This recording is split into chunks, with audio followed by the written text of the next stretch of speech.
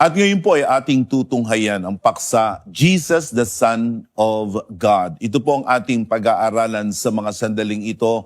At sa loob ng mga nakaraang episodes ay ating tiningnan ang tunay na pagkatao ng Panginoong Jesus sa liwanag ng banal na kasulatan. So it now begs the question, how did our God in heaven introduce Jesus? And we can find that in the book of Matthew in chapter 3, in verse 17. Dito natin makikita kung ano ang itinawag ng ating Ama na nasa langit patungkol sa ating Panginoon. And behold, a voice from heaven said, "This is my beloved Son, with whom I am well pleased." The Father in heaven called Jesus as his Son. And not just a Son, but the only begotten Son.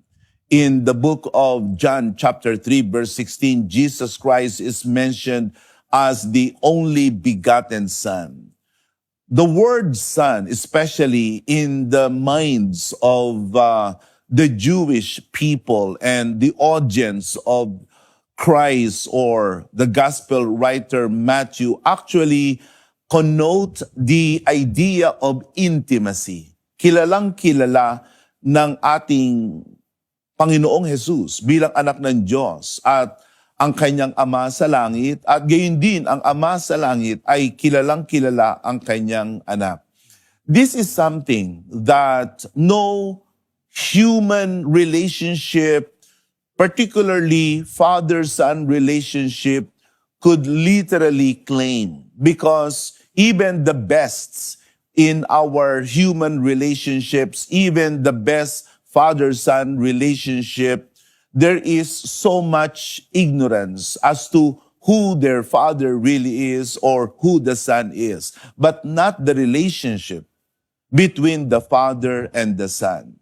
The relationship of the father and the son is that of perfect intimacy, perfect knowledge, and perfect connection and relationship. Their unity as Father and Son is without question. And so when the Father calls Jesus as the Son, it meant more than being just someone who is from God. And this is what we are going to look at even more. So what does it mean that Jesus is the Son of God? Number one, he shares the very nature of God. You see, God is a nature, just as human or humanity is nature. And when the Bible says that Jesus is the Son of God, the nature of the Son is that of God. And so we say in Tagalog na ang Panginoong Jesus ay Diyos sa pagiging anak ng Diyos at siya ay tao sa pagiging anak ng tao. In the book of John chapter 10 verse 30, it says, "I and the Father are one. I and the Father are one." The oneness or yung pagiging isa ng Panginoong Jesus at ng kanyang Ama ay hindi sa kung ano pa mang bagay, kundi ang kanilang pagiging isa ay sa larangan ng kanilang kalikasan. In the Greek word, it means that they are one or of the same nature. Kung papaano ang Ama ay Diyos, ang anak ay Diyos sa pagiging anak ng Diyos. Sa katunayan, ito ang ipinapahiwatig ng Panginoong Jesus sa kanyang mga kausap noon, na kanyang sinasabi na siya ay Diyos sa pagiging anak ng Diyos. In fact, in the book of John chapter 10 verse 33, yun ang dahilan na kumbaga ang mga tao noon ay gusto siyang saktan. It reads in verse 33, "The Jews answered him, 'It is not for a good work that we are going to stone you, but for blasphemy, because you, being a man, make yourself God. Yun ang paratang ng mga tao noon kay Jesus, na siya, sa kanilang mga mata, ay nakikita nila si Jesus na para bagang taong-tao lamang, subalit ang Panginoong Jesus ay nagsasabi ng kakaiba at ang sinasabi niya ay ang katotohanan. Walang iba kundi ang Panginoong Jesus at ang Ama ay iisa.